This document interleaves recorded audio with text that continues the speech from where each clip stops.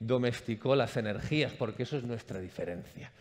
Bueno, yo no sé si va a hablar del Homo erectus o de las energías, pero tenemos el placer de escuchar la ponencia de Pau García Audí, oficial político de la Dirección General de Eficiencia Energética de la Unión Europea. Lo va a hacer online, lo vamos a ver en pantalla, pero le vamos a dar un aplauso offline, es decir, en directo, porque nos va a hablar de política energética europea. Un aplauso, por favor, para Pau García Audí. Lo tenemos ya aquí. Buenos días, Pau. Hola, buenos días. ¿Qué Adelante. tal? Espero que me oigáis. Ante todo, muchas gracias a los organizadores de este foro y a la asociación también por invitarme a estar hoy aquí. Y bueno, tengo una presentación preparada. Cuando me digáis, empiezo. Adelante. Pues comparto la pantalla y empieza la presentación.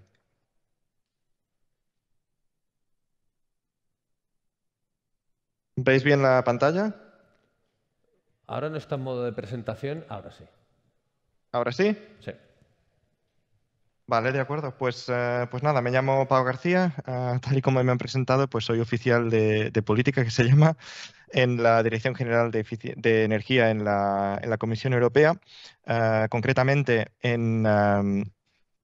perdón, voy a mover este momento. Concretamente en la unidad que se ocupa de la eficiencia energética en edificios y en productos.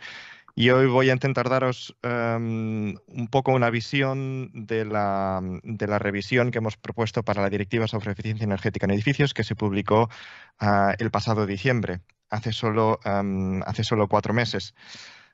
Importante recalcar el hecho de que hace solo 4 meses, pero han pasado muchas cosas en estos 4 meses, con lo cual tenemos que ver cómo va a evolucionar la situación un poco. Pero bueno, en principio esto es lo que propusimos hace 4 meses.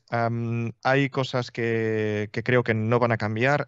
Quizá el énfasis será más en acelerar los cambios o en dar incluso más ambición. Pero dudo mucho que los elementos en sí mismos cambien de tal y como se han presentado. Pero bueno, empiezo con la presentación.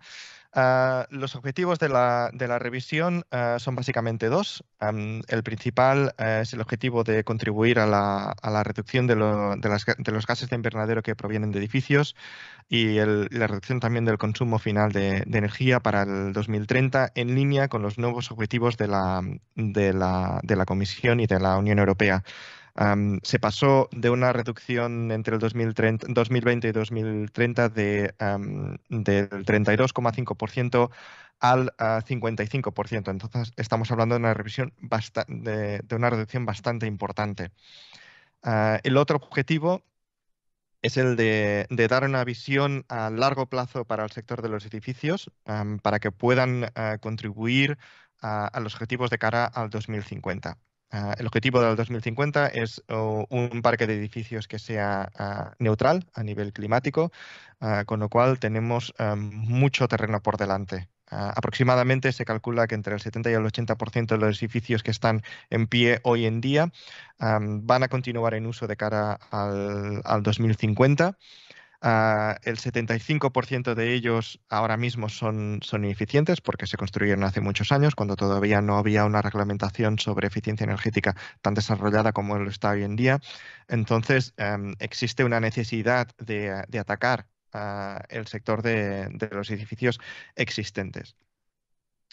Estos dos objetivos intentan desarrollar un marco estable para que el sector de los edificios pueda desarrollarse y proponer soluciones técnicas, formación de los trabajadores, desarrollo de herramientas, por ejemplo, financieras para la financiación de todos los proyectos, etcétera, etcétera. Entonces, lo que intentamos aquí es proveer un marco estable. Comentar un poco de detalle esta revisión de la directiva se enmarca dentro de lo que llamamos el Fit for 55 Package, el paquete de a punto para el 55. Hay varias directivas que se están revisando, entre ellas, por ejemplo, la directiva sobre eficiencia energética, también la directiva sobre energías renovables y otras. Pero solo comentar, bueno, nosotros nos integramos en este paquete y bueno, creemos que somos una parte bastante importante de todas las medidas. Am, Podéis ver en este gráfico un poco la línea azul de puntos es la progresión actual de cara a las emisiones de carbono hasta el 2030. La línea de puntos verde es el conjunto de todas las medidas que se están preparando ahora mismo y la línea roja de puntos es todas las medidas menos el sector de edificios. Y como podéis comprobar, pues bueno, el sector de edificios es prácticamente la mitad de todo el ahorro que se tiene que conseguir de cara al 2030. ¿Qué significa esto para los edificios en sí mismos? Pues una reducción de las emisiones de carbono del 60%, una reducción del consumo de energía del 14% y una reducción del consumo de energía para calor y frío del 18%. Entonces, estamos hablando de una reducción importante del consumo, pero también un cambio del tipo de energía que utilizamos para que sea mucho menos intensa desde el punto de vista del carbono. Ahora ya hablando sobre la directiva en sí misma, hay 4 áreas generales. Entraré en las medidas en más detalle en las próximas diapositivas, pero ahora solo a modo general hay 4 áreas principales. La primera área es el área de renovación. Aquí bueno, son medidas que se enfocan sobre todo al sector de los edificios existentes. Engloba medidas como la introducción de lo que llamamos Minimum Energy Performance Standards, los estándares sobre rendimiento energético mínimo. Perdón, me he olvidado de comentar. Normalmente trabajo en inglés, entonces casi todo mi vocabulario de trabajo es inglés. Perdón si en algún momento se me escapa alguna expresión en inglés. Bueno, en el área de renovación tenemos esos estándares mínimos de rendimiento. Tenemos también medidas que afectan a los certificados de eficiencia energética y también el desarrollo de los planes de renovación de edificios nacionales. Otra área es el apoyo directo a la descarbonización del sector de los edificios. Aquí, por ejemplo, introducimos lo que llamamos el Zero Emission Buildings, el edificio de emisiones cero, que será el nuevo estándar para nuevos edificios. Empezamos también a considerar el Whole Life Cycle Carbon, es decir, el ciclo de carbono del edificio en sí mismo. La estructura, todo el hormigón o todos los materiales que ponemos en el edificio tienen una carga de carbono, entonces empezamos a tener en cuenta también estos elementos, lo explicaré con un poco más de detalle más adelante, y también empezamos a sacar todo lo que son los incentivos para la instalación de equipamiento que utilice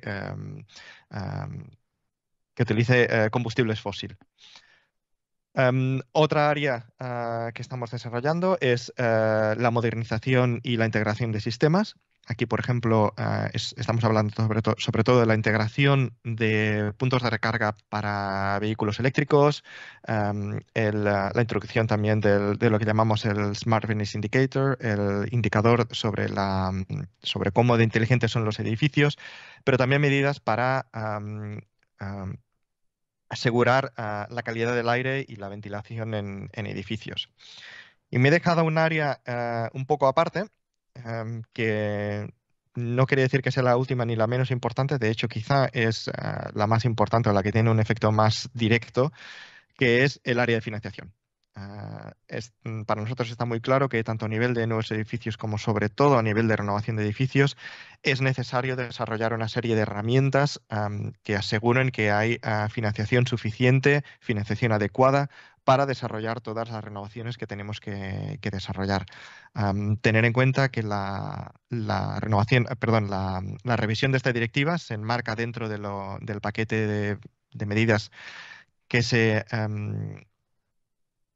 discutieron en la Renovation Wave, en la ola de renovaciones. Entonces, de cara a obtener todos estos objetivos del 2030 al 2050, solo de entrada ya tenemos que doblar la tasa de renovación ahora mismo, que está alrededor del 1, 1 y algo más ahora en estos momentos. Y tenemos que llegar al 2, incluso al 3% en según qué casos. Entonces, de cara a dar apoyo a esta ola de renovaciones, pues hay que desarrollar una serie de instrumentos financieros, sobre todo en esas áreas de pobreza energética, por ejemplo, pero también desarrollar pues, nuevas definiciones, como es la definición de renovación profunda en edificios y también herramientas específicas para la renovación, como puedan ser los pasaportes de renovación. Ahora voy a hablar un poco más de las medidas en sí mismas.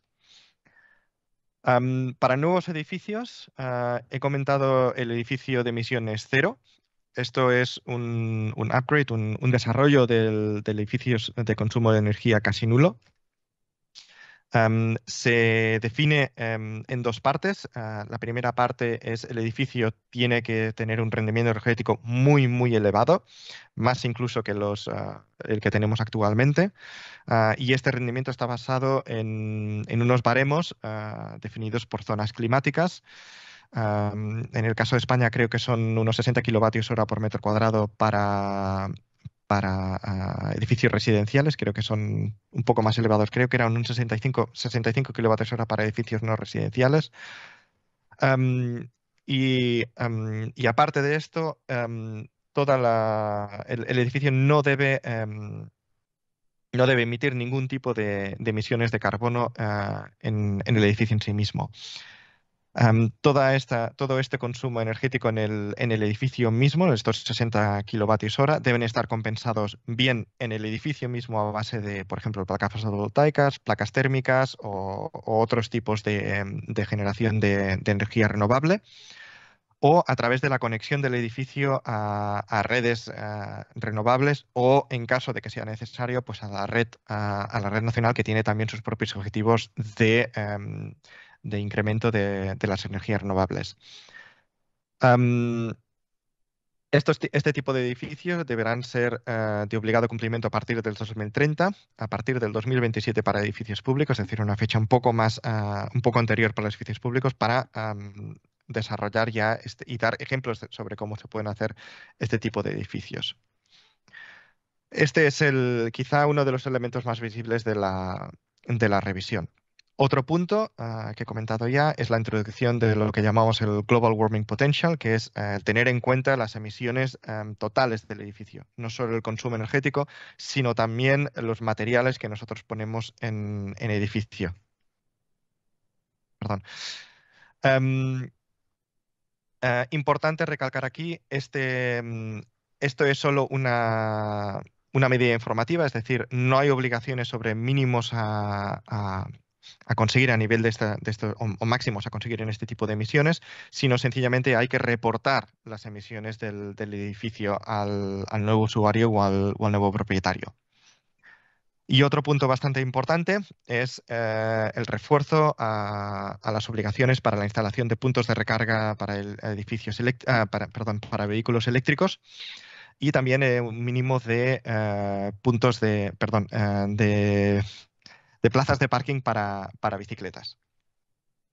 Importante en el tema de recarga de vehículos, no solo un mayor número de puntos de recarga, sino que también el 100% de las plazas de parking deberán estar preparadas para poder instalar puntos de recarga. Es decir, deberán tener los conductos para el cableado, e incluso el cableado ya instalado. Solo haría falta conectar el cargador en sí mismo. A nivel de edificios existentes, el punto principal, y quizá uno de los puntos que más impacto tienen en esta revisión, es la propuesta de introducir lo que llamamos Minimum Energy Performance Standards, estándares mínimos de eficiencia energética.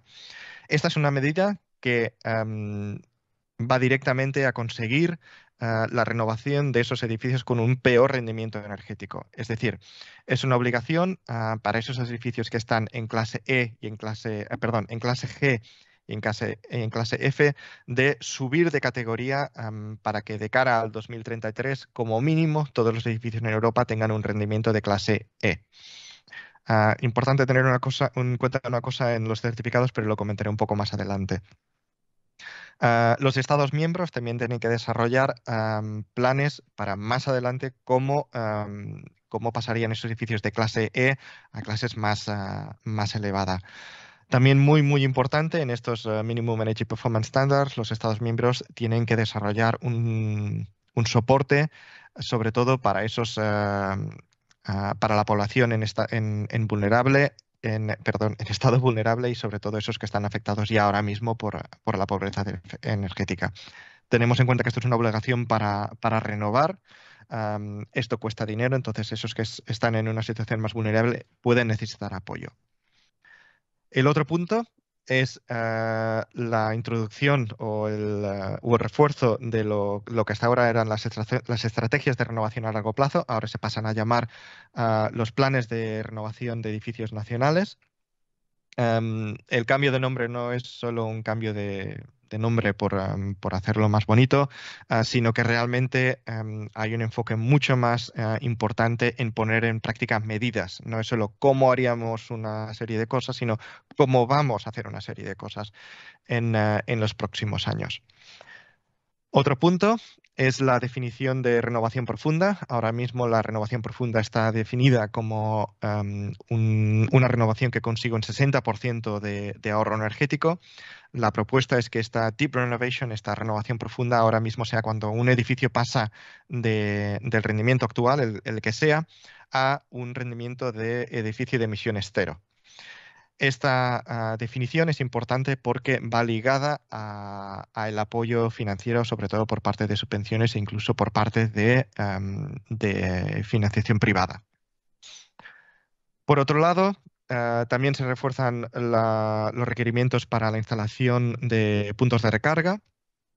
Y también hay una mejora de todo lo que es la parte administrativa, la parte de permisos, para facilitar lo máximo posible la renovación de edificios, tanto renovación, lo que llamamos nosotros renovación mayor, major renovation, que es cuando realmente entras a un edificio y lo renuevas todo, pero también la renovación paso a paso, la instalación de permisos para la instalación de puntos de recarga, permisos para la instalación de placas fotovoltaicas, etcétera, etcétera.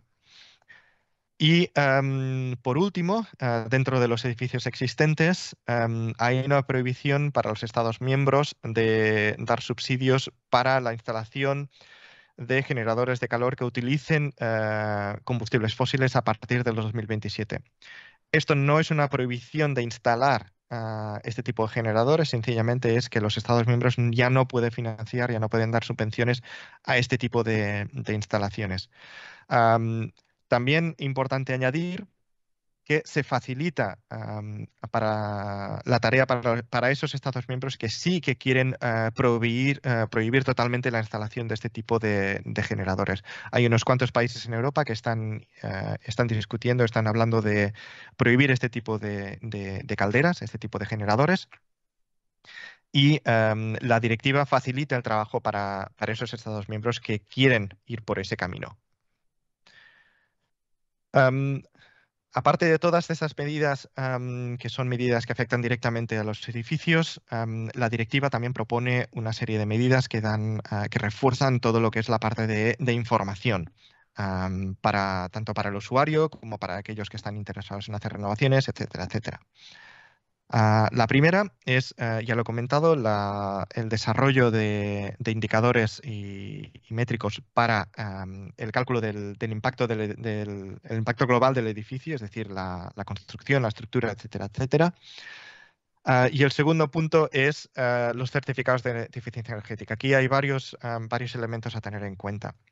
El primero es, se armonizan las clases a nivel europeo.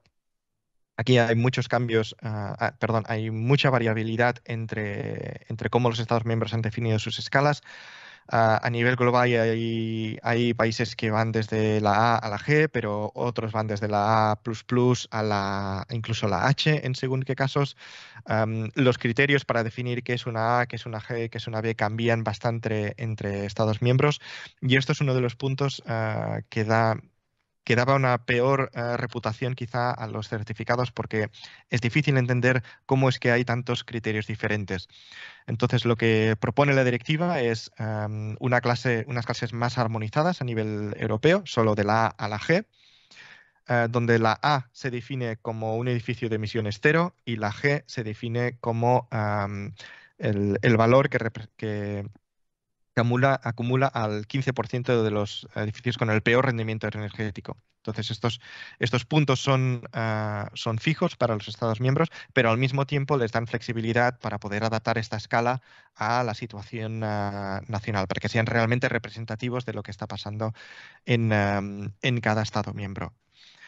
Aparte de eso, se introduce también una template, una plantilla más o menos común, con un número de indicadores mínimos comunes entre los Estados miembros, y luego hay otra serie de indicadores que permanecerán a nivel voluntario, pero que realmente queremos que los Estados miembros los utilicen cuanto más mejor. Se propone también que la validez de los certificados de eficiencia energética, sobre todo para esas clases D a G, se reduzca a 5 años, sobre todo teniendo en cuenta que estas son las clases que pueden estar afectadas por los estándares de rendimiento energético mínimo, son los edificios con un peor rendimiento, entonces es importante que la información para esos edificios esté lo más actualizada posible. Y también se proponen una serie de medidas para asegurar una calidad mínima de los certificados de eficiencia energética, y no solo asegurar esta calidad mínima, sino también reportar estos niveles de calidad, porque en muchos casos no hay información sobre cuál es el nivel de calidad de los certificados de eficiencia energética, y eso no contribuye a dar una visión o que den confianza, sobre todo a los usuarios, de cara a qué es el certificado de eficiencia energética. En muchos casos hay esta percepción de que es una caja negra y que no se sabe exactamente qué es lo que hay detrás. Entonces, hay una serie de medidas no solo para mejorar la calidad del certificado en sí mismo, sino también cómo comunicamos los niveles de calidad. Otro punto es la obligatoriedad de utilizar el Smart Buildings Indicator para los edificios no residenciales de más de 290 kilovatios de instalación a partir del 2026. Y sobre todo hay una serie de provisiones para facilitar el acceso a información en bases de datos de edificios, sobre todo esas informaciones nacionales, los certificados de edificios, los pasaportes, las bases de datos sobre el Smart Buildings Indicator, etcétera, etcétera. Entonces, facilitamos el acceso a estas bases de datos lo máximo posible, facilitamos también la interoperabilidad entre las diferentes bases de datos para facilitar no solo el acceso a la información, sino también la comunicación de esta información. Y por último, la metodología de cálculo sobre el rendimiento energético de edificios también se actualiza para modernizar ciertos puntos, por ejemplo, el uso de la información que viene de los contadores de energía, pero también la metodología sobre el Cost Optimal Efficiency, sobre el punto óptimo de coste-eficiencia. Y otros elementos en el cálculo de rendimiento que hacen que este cálculo sea más representativo y más exacto, más preciso sobre cómo realmente el edificio puede responder. A todo esto ya es el punto final. Solo recalcar, esto fue lo que se adoptó en diciembre del año pasado. Han pasado muchas cosas, ha habido una crisis energética bastante importante. Mientras tanto, hay una necesidad mucho más visible de asegurar la independencia energética de Europa por todo lo que está pasando ahora mismo.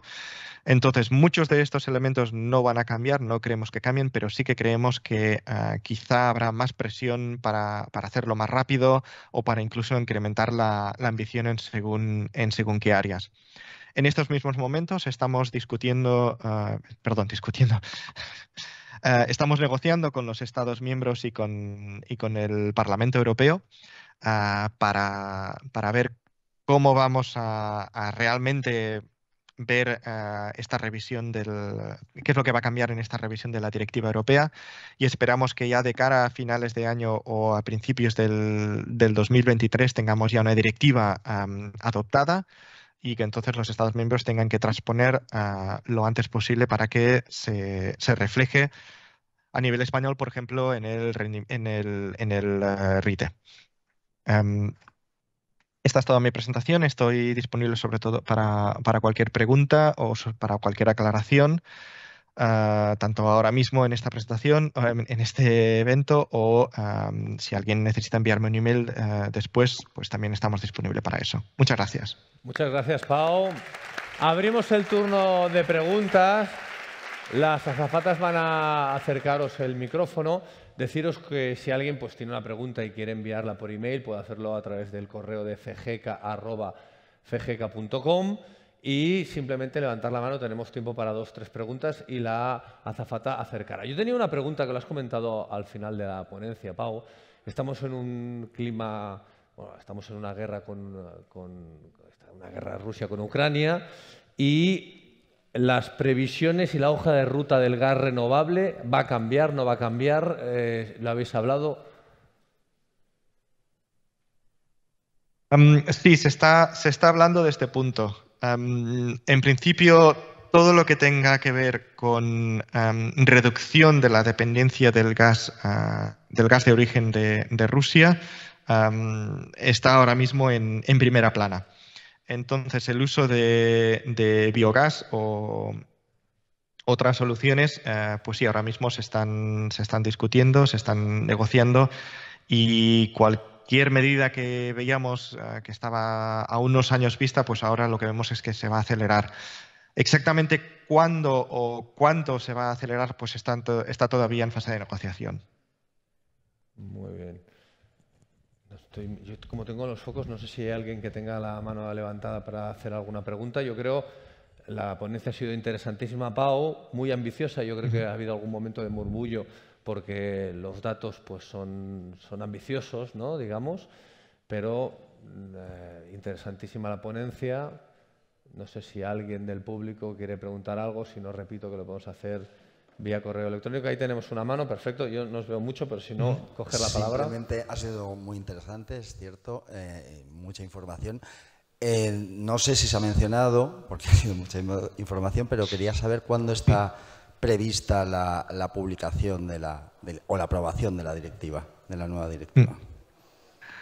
La adopción de la directiva ya negociada y ya aprobada por parte de la Comisión, el Parlamento y el Consejo, se prevé un acuerdo a finales de año, principios del 2023. Entonces, el documento ya aprobado, ya votado por todas las partes, pues sería unos 2 o 3 meses más tarde, porque hay que traducirlo, hay que adaptarlo. Entonces, yo creo que hablaríamos de principios del 2023 ya para el documento aprobado, con un plazo de transposición que se está hablando de aproximadamente de algo menos de 2 años ahora mismo.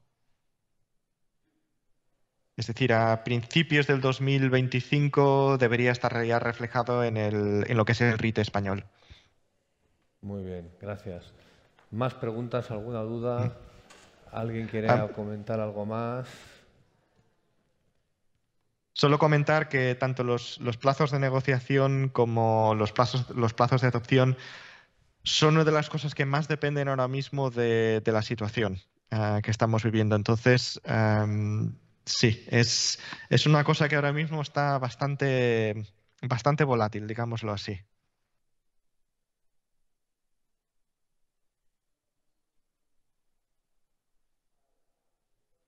Ahí tenemos una pregunta, por favor, acercarle el micrófono. Gracias, Pau. Es Timoteo de la Fuente, del Ministerio de Industria. Por lo que has mencionado en tus últimas palabras, estas circunstancias que nos están rodeando, mi pregunta es, ¿el Parlamento y el Consejo no deberían de plantearse que el primer objetivo de esta directiva, de la revisión de esta directiva, debería ser reducir la dependencia energética y a partir de ahí desarrollar posiblemente una nueva propuesta casi, porque los objetivos de cambio climático son muy importantes, pero el de dependencia energética hoy por hoy es creo que aún más importante e incluso, por qué no decirlo, es complementario precisamente en Europa de los objetivos de cambio climático. O sea que no iría contra ellos. No, efectivamente,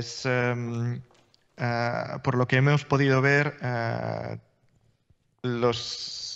digamos que la directiva tuvo una recepción donde todo el mundo estaba de acuerdo en que, bueno, que era una revisión necesaria, sobre todo de cara a los nuevos objetivos, pero también había un poco de preocupación, por así decirlo, porque los plazos eran relativamente cortos, la ambición era bastante elevada. Y había preocupación un poco por la capacidad del sector o capacidad tanto del sector como de los Estados miembros para adaptarse.